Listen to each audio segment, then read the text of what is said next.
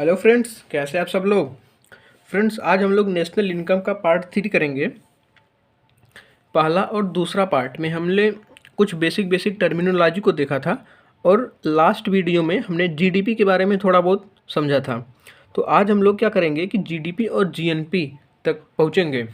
तो वीडियो को शुरू करने से पहले मैं चाहता हूं कि जो कुछ भी कन्फ्यूजन हुआ है पीछे के वीडियो में, मैं एक बार फिर से उस वीडियो को 2-4 मिनट में रिवाइज कराता हूँ। पहले हम लोग देखेंगे कि हमने वीडियो में क्या क्या पढ़ लिया है।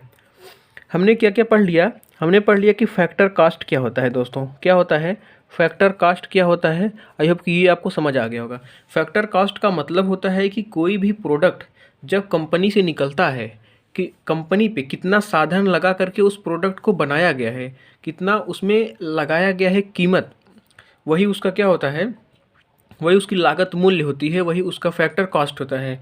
प्रोडक्ट कंपनी से निकलते समय कितने का होता है, वही उसका फैक्टर कॉस्ट होता है, कितनी लागत लगा करके बनाया गया है। तो ये हमने फैक्टर कॉस्ट हमने देख लिया था। उसके बाद हमने मार्केट प्राइस भी पढ़ लिया था कि मार्केट प्राइस का मतलब होता है दोस्तों कि मार्केट में जो फाइनली प्रोडक्ट हमें मिलता है, जितने पे मिलता है वो उसका मार्केट प्राइस होता है, जिसमें टैक्स भी जुड़ा हुआ होता है। तो फैक्टर कॉस्ट और मार्केट प्राइस का कंसेप्ट आई होप कि अब तक आपको समझ आ गया होगा। उसके बाद हमने एक देखा था नेशनल। नेशनल क्या होता है, नेशनल। और एक दूसरा कंसेप्ट देखा था डोमेस्टिक। डोमेस्टिक का मतलब दोस्तों होता है कि हम देखते हैं घरेलू सीमा को, कि हमारी घरेलू सीमा के अंदर उत्पादन हो रहा है कि नहीं हो रहा है, कौन कर रहा है, इससे हमें कोई मतलब नहीं है।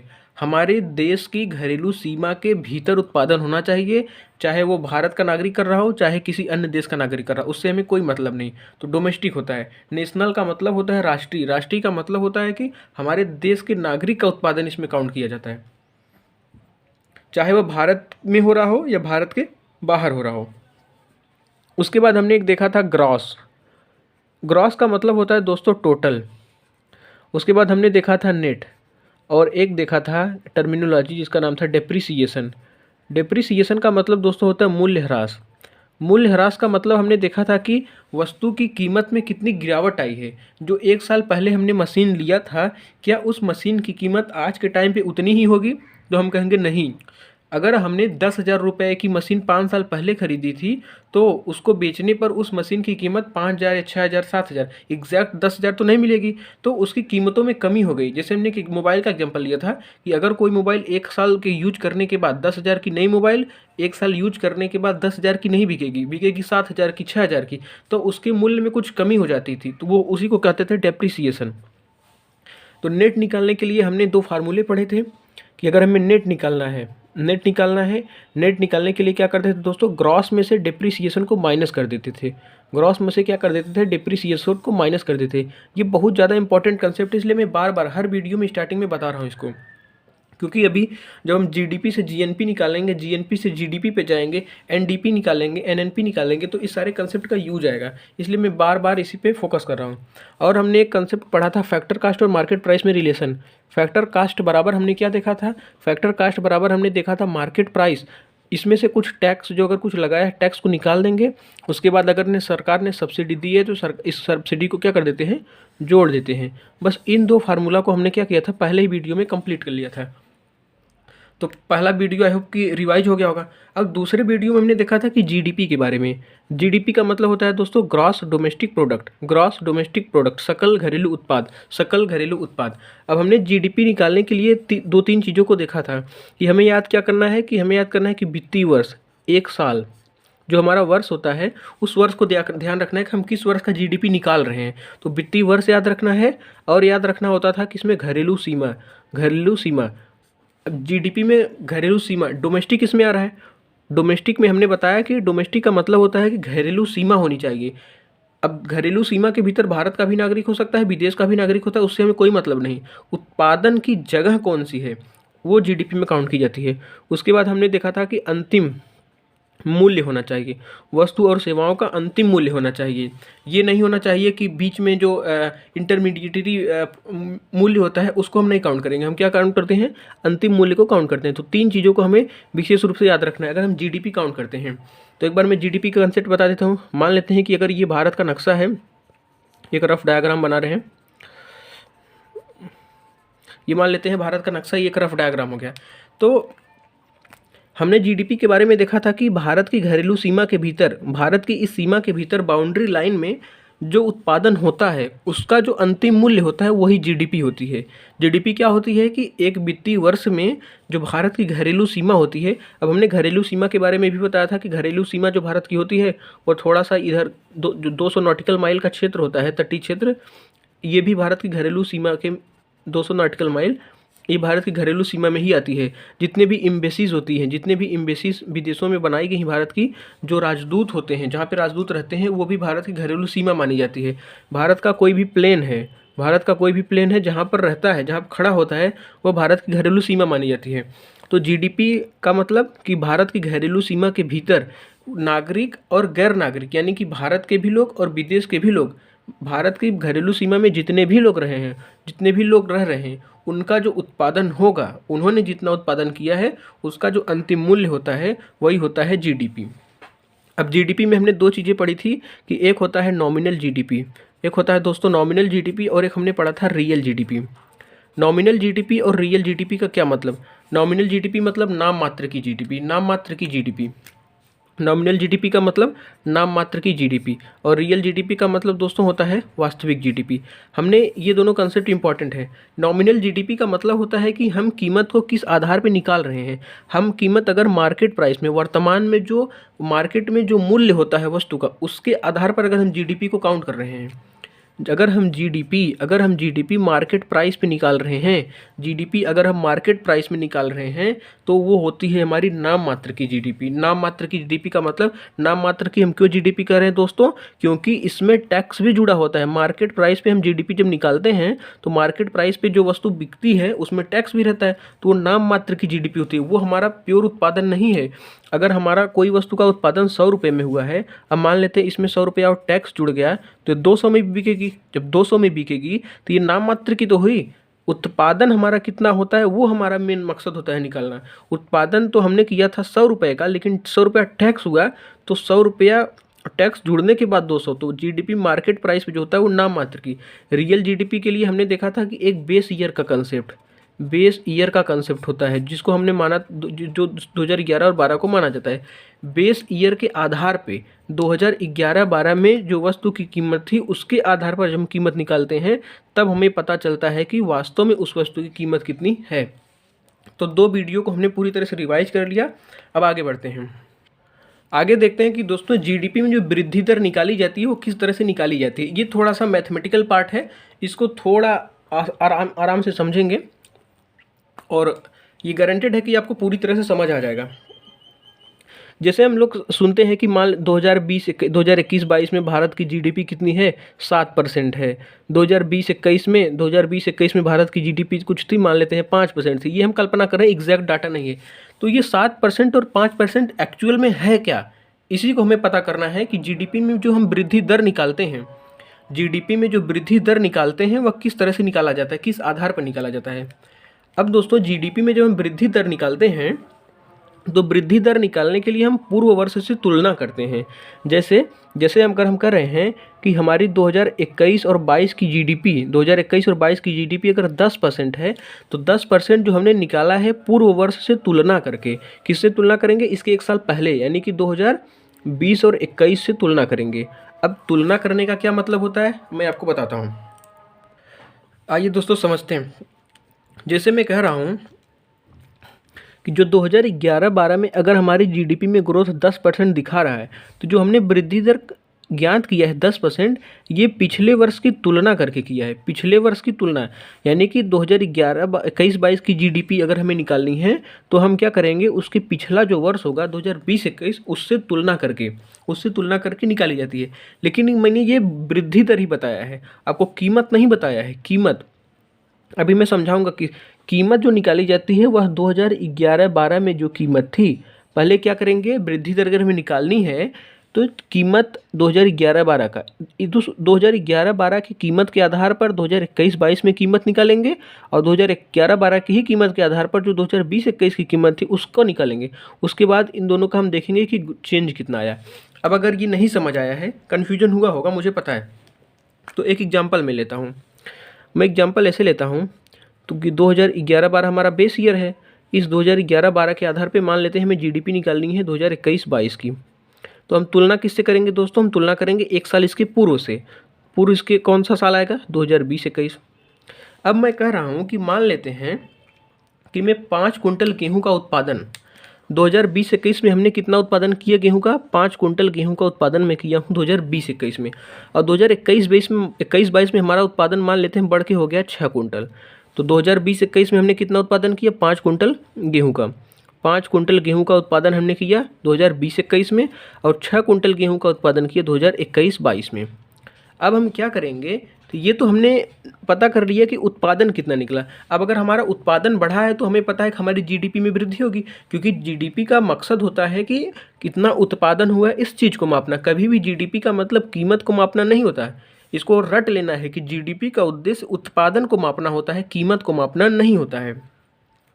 अब अगर मैं कह रहा हूँ कि 5 कुंटल हमने गेहूँ का उत्पादन किया 2020-21 में और 6 कुंटल गेहूँ का उत्पादन किया हमने 2021-22 में, तो अगर अब कीमत किसके आधार पर निकालेंगे? गेहूं की कीमत 1 कुंटल की कितनी है वो हम किस आधार पर निकालेंगे? वो 2011-12 बेस ईयर के आधार पर निकालेंगे। अगर मैं कह रहा हूं कि 2011-12 बेस ईयर पे मान लेते हैं 1 कुंटल गेहूं की कीमत 2011-12 में कितनी थी? 10 रुपये थी। 1 कुंटल गेहूं की कीमत कितनी थी? 10 रुपये 2011-12 में। तो 2021-22 में इस गेहूँ की कीमत कितनी होगी? 60 रुपये। अब 2020-21 में उस गेहूँ की कीमत कितनी होगी? 50 रुपये। तो हम कहेंगे कि हमारी 2020-21 की जो जीडीपी है वह कितनी है? 50 रुपये है। ठीक। 2011-12 के आधार पर कीमतों की गणना की 2021-22 की, तो 2021-22 में मान लेते हैं हमारी जीडीपी कितनी होगी? 60 रुपये। अब ये तो हमारी जीडीपी पता चल गई, लेकिन हमारा ग्रोथ रेट कितना है जीडीपी का, इसको पता करने के लिए क्या करेंगे? अब देखिए 50 से कितना हुआ? 60। 50 से कितना हुआ दोस्तों? 60। वृद्धि कितने की हुई? 10 की। वृद्धि कितने की हुई? 10 की। कितने पे हुई है? 50 के आधार पे। 50 के आधार पे निकाल रहे हैं तो 50 के आधार पे इंटू 100 परसेंटेज में चेंज कितना हुआ? 50 से कितना हुआ? 60। कितने की वृद्धि हुई? 10 की। कितने पे? कितने किसके आधार पे? 50 के इंटू 100। तो इसको सॉल्व करेंगे तो ये हमारा आ जाएगा 20%। तो हम कहेंगे कि हमारे जीडीपी में ग्रोथ कितना हुआ दोस्तों? हम कहेंगे कि हमारे जीडीपी में ग्रोथ हुआ 20% का। जो हम जीडीपी में परसेंट चिल्लाते रहते हैं कि कितना परसेंट ग्रोथ हमारा हुआ है, बस इसी तरह से निकालते हैं। मैं एक बार फिर से इसको रिवाइज कर रहा हूँ कि हमने पढ़ा क्या। हमने ये देखा कि जीडीपी में अगर हमें वृद्धि दर निकालनी है, इसलिए मैंने इसको लिख दिया कि जीडीपी में वृद्धि दर जो ज्ञात की जाती है तब यह पूर्व वर्ष से तुलना करके निकाली जाती है। देखिए हमने दोस्तों पूर्व वर्ष से तुलना की है जीडीपी में वृद्धि दर को, हमने यहाँ क्या निकाला? वृद्धि दर को। लेकिन जब हम कीमत निकालते हैं, अब देखिए हमने दोस्तों 2021-22 की कीमत और 2020-21 कीमत, दोनों की कीमत आधार वर्ष पे निकाली है कि आधार वर्ष पे उस समय कितना उत्पादन की कीमत था। अब हम ये नहीं कह सकते कि अगर हम महंगाई को नापेंगे तो हो सकता है कि 1 कुंटल गेहूं की कीमत 2011 में 10 रुपये थी, तो 1 कुंटल गेहूं की कीमत इस समय 2021-22 में आप कहेंगे कि दाम बढ़ गया होगा, तो हम कहेंगे 20 रुपया। जब हम 20 रुपया देखेंगे तो 6 गुणे 20 करेंगे तो 120 हो जाएगा, तो आपको लगेगा जीडीपी बढ़ गई। लेकिन जीडीपी जो बढ़ी है उसमें महंगाई हमने ऐड किया है। महंगाई को मापना हमारा उद्देश्य नहीं है। हमारा उद्देश्य है कि हमारा कितना उत्पादन हुआ है। अगर मैं यहीं पे कहता कि 5 कुंटल गेहूं 2020-21 में भी उत्पादन हुआ और 5 कुंटल गेहूं का उत्पादन 2021-22 में भी हुआ, तो यहाँ भी 50 आता, यहाँ भी 50 आता, तो हम कहेंगे कि हमारी जीडीपी में 0% की वृद्धि हुई है। जीडीपी में जो वृद्धि होती है उसमें हम महंगाई काउंट नहीं करते। हम उसमें क्या देखते हैं? हम उसमें देखते हैं कि हमारा उत्पादन बढ़ा है कि नहीं बढ़ा है। जीडीपी का जो उद्देश्य होता है वो उत्पादन मापना होता है, कीमत मापना कहीं से कहाँ तक नहीं होता। आई होप कि जीडीपी की जो वृद्धि दर निकाली जाती है, जो पता चलता है कि 5% की जीडीपी में वृद्धि हुआ है, माइनस में जीडीपी चली गई है, तो ये किस आधार पर निकाला जाता है? यही है। अगर जिसे मैं मान लेता हूँ कि अगर मैं थोड़ा सा व्यवहारिक आपको बताऊँ कि कोरोना के टाइम पे एग्जैक्टली हुआ क्या था। जब कोविड पीक पे था तो उस समय जो हमारी जीडीपी माइनस में चली गई थी, तो क्यों माइनस में चली गई थी? उसके क्या मायने थे? उसके मायने क्या निकाले जा सकते हैं? तो वो मैं थोड़ा सा आपको बताता हूँ। ये थोड़ा सा कठिन कंसेप्ट लग सकता है, लेकिन 2-3 बार देखेंगे आपको बहुत आसान हो जाएगा। अगर मैं कह रहा हूँ कि 2020-21 में जैसे कोविड आया और 2021-22 में हम जब जीडीपी काउंट कर रहे थे, जब 2020-21 में जब कोविड आया, 2020-21 में जब कोविड आया तो क्या हुआ था कि सारी फैक्ट्रियाँ कंपनियाँ बंद हो गई थी। जब फैक्ट्रियाँ और कंपनियाँ बंद हो गई थी तो हमारा उत्पादन ही नहीं हो रहा था। क्या हो रहा था? उत्पादन ही नहीं हो रहा था। जब उत्पादन नहीं होगा, जैसे मैं यहीं पे कहूँ कि अगर हमने 2020 में कितना गेहूं का उत्पादन किया, 5 क्विंटल गेहूं का उत्पादन किया, ठीक।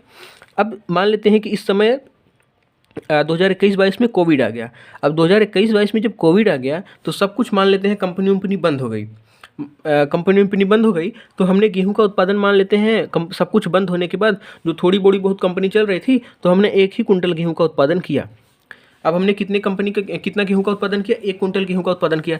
तो 2020-21 में हमारी जीडीपी कितनी आई? 50 रुपए की। और इस समय हमारी जीडीपी कितनी आएगी? हमारी जीडीपी आएगी कितने की? 10 रुपए की। तो अब जब हम चेंज देखेंगे, हमने चेंज देखा 50 से यहाँ पे 10 का चेंज हो रहा है। 50 से कितने का? 10 का। यानी कि कितना होगा? -40 का। कमी कितने की हुई? कमी कितने की हुई? -40 की कमी हुई। तो -40/50 करेंगे, -40/50 इंटू 100 करेंगे जब, तो इसको कैंसिल आउट करेंगे तो आ जाएगा हमारा कितना परसेंटेज में, क्या हुआ? परसेंटेज में हमारी जीडीपी आई। तो कोरोना में जो क्या हुआ था कि फैक्ट्रियाँ बंद हो गई थी तो उत्पादन ही नहीं हो पा रहा था। जब हम उसकी पिछले वर्ष से तुलना करते हैं तो हमारी जीडीपी में क्या होता है? नेगेटिव ग्रोथ हो जाती है। तो बस वही कारण था कि जीडीपी नेगेटिव में क्यों चली गई। तो इसका मतलब सिंपल यही है कि इसका मतलब ये है कि उत्पादन हमारा बंद हो गया था, इसी वजह से हमारी जीडीपी नेगेटिव हुई थी। जीडीपी में कमी किस तरह से होती है, बढ़ती क्यों है? अगर जीडीपी में वृद्धि हो रही है इसका मतलब कि हमारे देश में उत्पादन बढ़ रहा है। कीमत से नहीं जीडीपी बढ़ती, उत्पादन अगर बढ़ रहा है तभी हम कहेंगे कि हमारी जीडीपी बढ़ रही है। तो जीडीपी किस तरह से निकाला जाता है? जीडीपी में हमने क्या क्या सीखा कि जीडीपी में पहले तो हम देखते हैं कि घरेलू सीमा होनी चाहिए। घरेलू सीमा के भीतर कितने लोग उत्पादन कर रहे हैं, कौन है उत्पादन करने वाले, इससे हमें कोई मतलब नहीं। जीडीपी में केवल और केवल हमें यह ध्यान रखना है कि घरेलू सीमा होनी चाहिए। अगर हमारे देश के अंदर उत्पादन हो रहा है तो हम कहेंगे कि वो हमारी जीडीपी में काउंट होगा, चाहे वह किसी भी देश का नागरिक हो। तो जीडीपी का बस कंसेप्ट इतना ही था। अब अगला जो कंसेप्ट है हमारा जीडीपी का, अब जीएनपी। जीडीपी के बाद क्या आता है? जीएनपी। जीएनपी का मतलब होता है दोस्तों gross national product. Gross national product. Gross national product का मतलब होता है सकल राष्ट्रीय उत्पाद। सकल राष्ट्रीय उत्पाद। बहुत आराम से समझेंगे, सब कुछ समझ आएगा, गारंटेड है। अब हमने अभी जीडीपी में क्या पढ़ा था? जीडीपी में हमने पढ़ा था कि देश की घरेलू सीमा के भीतर नागरिक हों, चाहे भारत के और चाहे विदेश के, उसके द्वारा जो वस्तु और सेवा का उत्पादन किया जाएगा वो हमारी जीडीपी होगी। लेकिन जीएनपी में थोड़ा सा अलग है। जीएनपी क्या होता है दोस्तों? जीएनपी में अभी हमने जीडीपी में हमारे लिए महत्वपूर्ण क्या था कि हमारी जो बाउंड्री लाइन थी, जो हमारी सीमा थी, जो हमारी घरेलू सीमा थी वो इम्पॉर्टेंट था, जगह इम्पॉर्टेंट था। जीडीपी में क्या इम्पॉर्टेंट था? जगह, कि उत्पादन कहाँ पे हो रहा है। उत्पादन हमारे देश में हो रहा है, हमारे देश की सीमा में हो रहा है तो हम कहेंगे कि हमारी जीडीपी में आएगा। अगर हमारी सीमा में नहीं हो रहा है तो हम कहेंगे हमारी जीडीपी में नहीं है। बस इतना ही था। लेकिन जीएनपी में क्या होता है दोस्तों? जीएनपी में इम्पॉर्टेंट होता है कि उत्पादन कौन कर रहा है। जीएनपी में काउंट किया जाता है नागरिकों का उत्पादन। नागरिकों का उत्पादन। नागरिकों का उत्पादन। भारत के नागरिक जितने भी हैं, चाहे वो भारत के देश में रह रहे हों, चाहे भारत के बाहर रह रहे हों, अगर वो उत्पादन करते हैं तो उनके सारे उत्पादन को हम लोग, उनकी जो कीमत होगी जोड़ लेंगे, जो आएगा वो हमारा जीएनपी होगा। जीएनपी में दोस्तों हम जगह को महत्व नहीं देते। हम जीएनपी में यहाँ पे क्या आ रहा है? नेशनल आ रहा है। नेशनल का मतलब हमारे नागरिक कितना उत्पादन कर रहे हैं, ये देखा जाता है जीएनपी में। दोस्तों जीडीपी और जीएनपी में बिल्कुल भी कंफ्यूज नहीं होना है। जीडीपी में हम देखते हैं कि हमारी जगह इंपॉर्टेंट होती है, जगह, हमारी सीमा में कौन कौन उत्पादन करा, इससे हमें कोई मतलब नहीं। लेकिन जीएनपी में हम देखते हैं कि हमारे देश के नागरिक उत्पादित करना चाहिए। हमारे देश के अगर नागरिक उत्पादन कर रहे हैं, चाहे वे हमारे देश में रह रहे हों, चाहे हमारे देश के बाहर रह रहे हों, तो हो जाएगा जीएनपी में। अब जैसे मैं 1-2 एग्जाम्पल आपको बताता हूँ, इससे आपको और बेहतर समझ आ जाएगा। जैसे मैं एग्जांपल देता हूँ, मान लेते हैं क्वेश्चन नंबर मैं 1 बताता हूँ। जैसे मैं दोस्तों कहता हूँ कि भारत की एक कंपनी है, भारत की एक कंपनी है जो मोबाइल फ़ोन बनाती है। क्या बनाती है दोस्तों? Mobile phone. भारत की एक कंपनी मोबाइल फ़ोन बना रही है, कहाँ पर? बेंगलुरु में मान लेते हैं, या मुंबई में मान लेते हैं। मुंबई में भारत की एक कंपनी मोबाइल फ़ोन बना रही है मुंबई में। तो अब आपको बताना है, और ये बेचती कहाँ पे है? अमेरिका में बेच रही है। अमेरिका में बेच रही है, अमेरिका में बेच रही है। अब ये आपको बताना है कि जो अब धन कमाया गया, जो धन कमाया गया इस कंपनी के द्वारा, इस कंपनी के द्वारा जो धन कमाया गया वो भारत की जीडीपी में आएगा कि किसकी जीडीपी और जीएनपी, किसकी जीडीपी में आएगा और किसकी जीएनपी में आएगा। दोस्तों इस क्वेश्चन को ध्यान से समझना है। अब जीडीपी में किसके आएगा, भारत के आएगा कि अमेरिका के? जीएनपी में किसके आएगा, भारत के कि अमेरिका के? अब किसकी जीडीपी में आएगा? मान लेते हैं ये इंडिया हो गया और ये हो गया अमेरिका, ये इंडिया और ये हो गया अमेरिका। अब आपको बताना है कि किसकी जीडीपी और किसकी जीएनपी में ये आएगा। जीडीपी और जीएनपी में निकालने के लिए सबसे पहला हमने कंसेप्ट देखा था कि जीडीपी में क्या इंपॉर्टेंट होता है, जीडीपी में इंपॉर्टेंट होता है जगह, उत्पादन कहाँ पे हो रहा है। तो हम देख रहे हैं कि कंपनी मोबाइल फ़ोन का उत्पादन कहाँ कर रही है, मुंबई में। तो मुंबई कहाँ है, भारत में, भारत की सीमा में उत्पादन हो रहा है। इसका मतलब जीडीपी में किसके आएगा, भारत की जीडीपी में आएगा। उसके बाद जीएनपी का जब हमने देखा था कंसेप्ट, तो जीएनपी में हमारे लिए क्या इंपॉर्टेंट था, जीएनपी में इंपॉर्टेंट था कि कौन उत्पादन कर रहा है, क्या वह भारत का नागरिक है या नहीं है। अगर भारत के नागरिक उत्पादन कर रहे हैं, चाहे वो कहीं भी कर रहे हों, तो भारत की जीएनपी में आएगा। अब ये जो भारत की एक कंपनी जो मोबाइल का उत्पादन कर रही है, अब भारत की ही कंपनी है, भारत की कंपनी अगर उत्पादन कर रही है तो भारत की ये जीएनपी में जोड़ा जाएगा। तो जीएनपी और जीडीपी में आई होप कि थोड़ा अंतर समझ आ रहा होगा आपको। जीडीपी का मतलब अगर पता करना है कि जीडीपी किसकी में जोड़ा जाएगा, तो सबसे पहले आप देखिए कि जगह कहाँ उत्पादन हो रहा है, उस वस्तु और सेवा का उत्पादन। अगर उस वस्तु और सेवा का उत्पादन हो रहा है किसी अन्य देश में, तो हम कहेंगे कि वो भारत की जीडीपी में काउंट नहीं होगा। लेकिन अगर जीएनपी हमें पता करना है, जीएनपी पता करने के लिए देखेंगे कि हम उत्पादन कौन कर रहा है, उत्पादन क्या भारत का नागरिक कर रहा है कि या अन्य देश का नागरिक कर रहा है। जैसे अगर मैं इसी एग्जाम्पल को थोड़ा सा और मॉडिफाई करूँ, इस एग्जाम्पल में थोड़ा सा और ट्विस्ट करूँ। अब मैं क्या कर रहा हूँ कि भारत की एक भारत की जो कंपनी मोबाइल कंपनी है, ये कहाँ मोबाइल बना रही है, ये मोबाइल कंपनी जो बना रही है ये अमेरिका में बना रही है, अमेरिका में बना रही है, अमेरिका में बना रही है। तो अब बताइए कि भारत की जीडीपी में जोड़ा जाएगा कि अमेरिका की जीडीपी में जोड़ा जाएगा, भारत की जीएनपी में जोड़ा जाएगा कि अमेरिका की जीएनपी में जोड़ा जाएगा। अब इसको हमें पता करना है। अब हम देख रहे हैं कि जो मोबाइल की कंपनी है भारत की जो कंपनी बना रही है मोबाइल फ़ोन, कहाँ बना रही, अमेरिका में बना रही है। अगर अमेरिका में बना रही है, अमेरिका में बना रही है तो ये जीडीपी में जोड़ा जाएगा किसके, अमेरिका के जीडीपी में जोड़ा जाएगा, क्योंकि जीडीपी में जगह का महत्व होता है। अगर भारत की सीमा में बना रही होती है कंपनी, तो हम कहते हैं भारत की जीडीपी में जोड़ी जाएगी। लेकिन ये मोबाइल की कंपनी चूँकि भारत की ही है, इससे हमें कोई मतलब नहीं है। हम देखते हैं कि जीडीपी में जगह का महत्व होता है, क्योंकि ये जो मोबाइल की कंपनी है ये जाकर अमेरिका में बना रही है मोबाइल, इसलिए हम कहेंगे कि ये अमेरिका की जीडीपी में जोड़ा जाएगा। अब जीएनपी में किसके जोड़ा जाएगा, जीएनपी में दोस्तों जोड़ने के लिए हम सबसे पहले देखते हैं कि वो कंपनी है किसकी, भारतीय की है या किसी अन्य देश की है। इस बात से कोई मतलब नहीं होता है जीएनपी के लिए कि उत्पादन कहाँ पे हो रहा है। अब हम देख रहे हैं कि भारत की कंपनी है जो मोबाइल बना रही है, तो हम कहेंगे कि भारत की जीएनपी में जोड़ा जाएगा। किसकी जीएनपी में जोड़ा जाएगा, भारत की जीएनपी में। तो आई होप कि ये आपको थोड़ा बहुत समझ आ रहा होगा। अगर मैं कह रहा हूँ कि एक और एग्जाम्पल लेते हैं, और एक एग्जांपल मैं ले रहा हूँ। मैं क्या कर रहा हूँ, क्वेश्चन हमारा है, मैं कह रहा हूँ कि मान लेते हैं कि विराट कोहली हैं, विराट कोहली क्या करते हैं कि चले जाते हैं, मान लेते हैं कहाँ चले जाते हैं हम, अमेरिका चले जाते हैं। विराट कोहली कहाँ चले गए, अमेरिका चले गए। अब विराट कोहली अगर अमेरिका जा करके क्या करते हैं, वहाँ पर विज्ञापन करते हैं। विराट कोहली अमेरिका जा करके विज्ञापन करते हैं और 3 करोड़ रुपए कमाते हैं। क्या कमाते हैं, 3 करोड़ रुपए कमाते हैं। अब ये दोस्तों जो 3 करोड़ रुपए अमेरिका में जाकर के विराट कोहली ने कमाया, अब इसको आपको बताना है कि ये भारत की जीडीपी में जोड़ा जाएगा, भारत की जीडीपी में जोड़ा जाएगा या अमेरिका की जीडीपी में जोड़ा जाएगा। अब हम देख रहे हैं जीडीपी पूछा है हमसे, तो जीडीपी अगर दिमाग में आया तो सबसे पहले ये देखना है कि जगह कहाँ की है। अगर जगह भारत की है तो भारत की जीडीपी में जोड़ा जाएगा। अगर जगह भारत की नहीं है, सर्विस का, वस्तु और सेवा का उत्पादन कहाँ पर हुआ है, तो विराट कोहली ने सेवाओं को कहाँ पर दिया, विराट कोहली ने जो सेवा दी है वह कहाँ पर दी है, अमेरिका में जाकर दी है। जगह किसकी है, अमेरिका की, तो जीडीपी किसकी होगी, जीडीपी अमेरिका की होगी, अमेरिका की जीडीपी, भारत की जीडीपी नहीं होगी।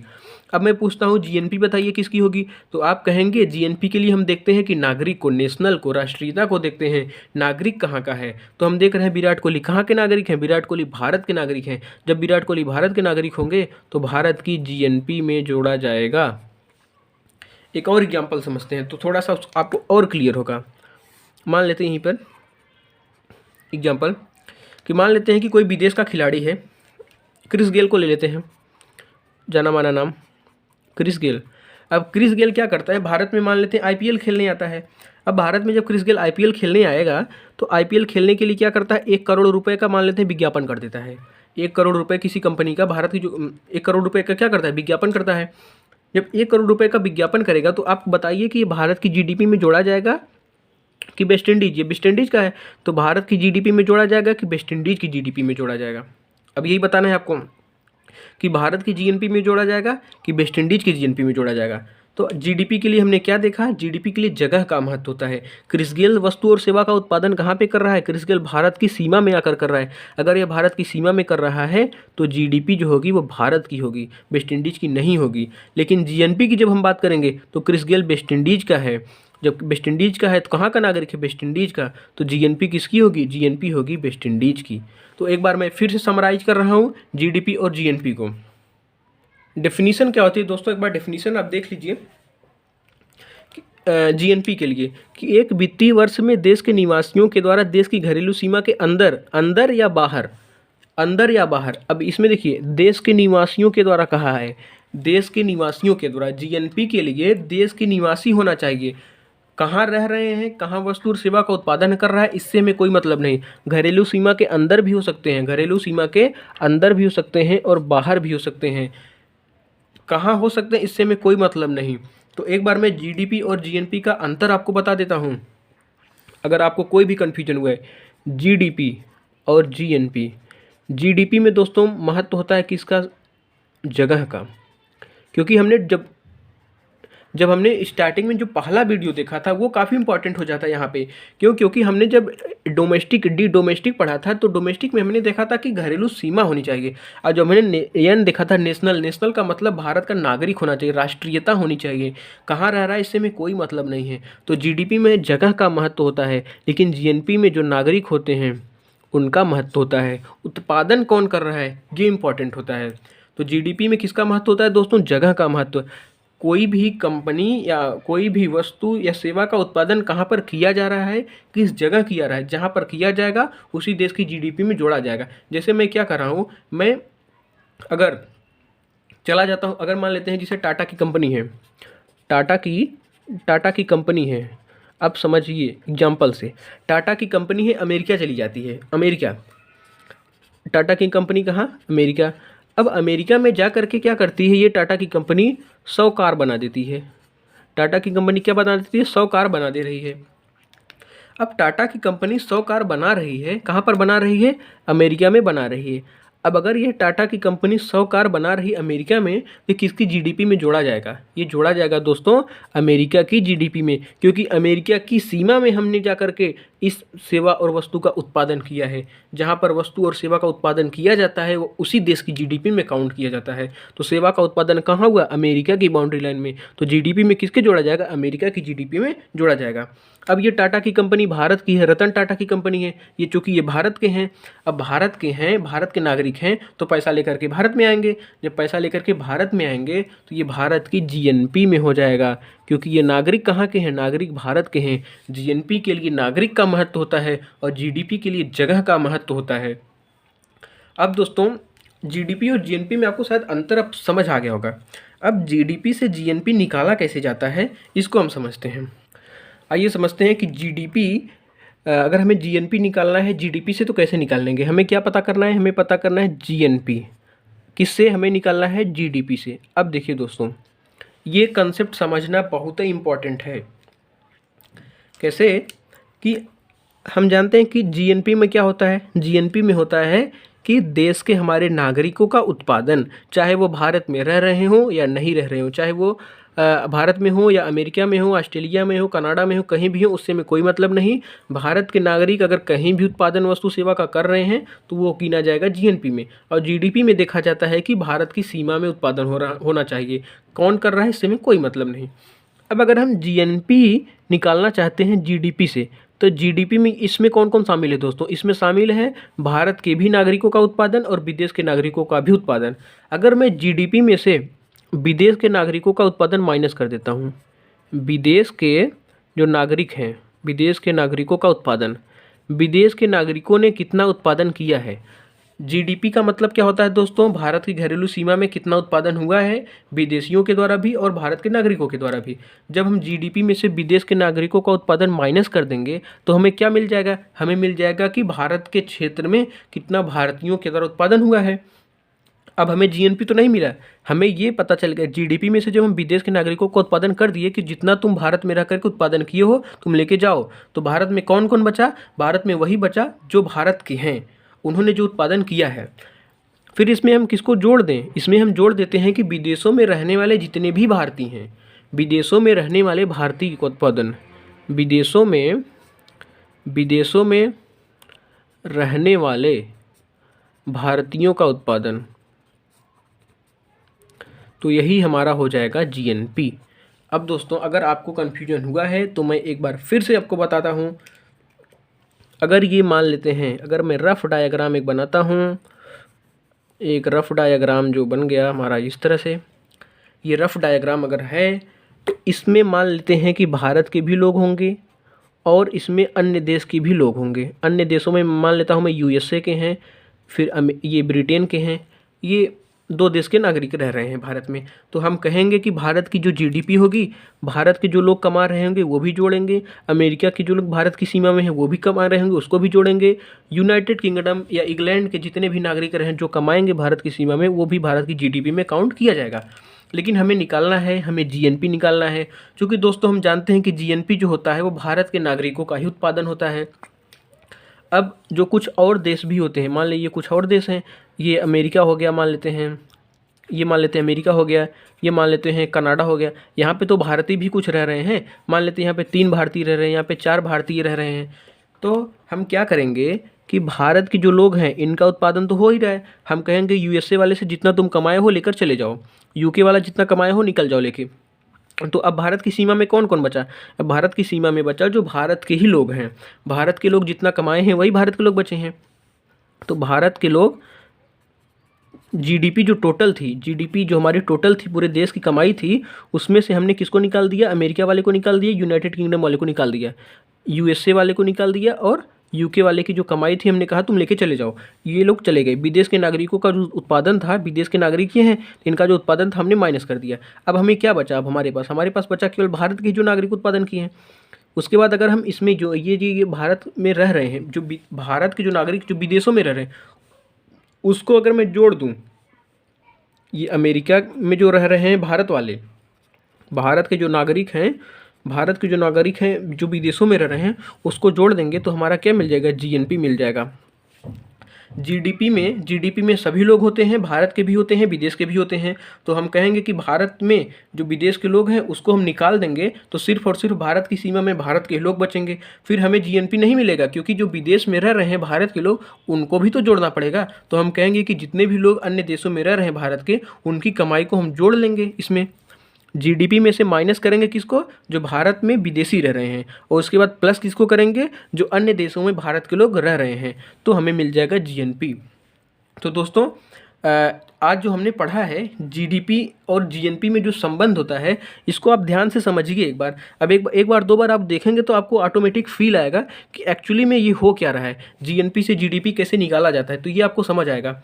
अब आगे हमारा जो वीडियो आएगा उसमें हम देखेंगे कि एनडीपी क्या होता है और एनएनपी क्या होता है, मार्केट प्राइस पे और फैक्टर कास्ट पे, इन दोनों को देखेंगे। उसके बाद थोड़ा थोड़ा जो और बेसिक टर्मिनोलॉजी है उसको और समझ लेंगे। उसके बाद हमारा ये जो नेशनल इनकम का चैप्टर है वो लगभग समाप्त हो जाएगा। तो दोस्तों वीडियो कैसा लग रहा है आपको, कमेंट बॉक्स में करके ज़रूर बताइएगा कि आपको समझ आ रहा है कि नहीं आ रहा है, या फिर और सिंपल लैंग्वेज में इसको और समझाया जाए। तो वीडियो कैसा लगता है कमेंट बॉक्स में बताइएगा और अपने दोस्तों को ज़्यादा से ज़्यादा शेयर करिए। दोस्तों अब अगले वीडियो में हम लोग एक और अच्छे कंसेप्ट के साथ वापस आएंगे। तब तक के लिए दोस्तों धन्यवाद।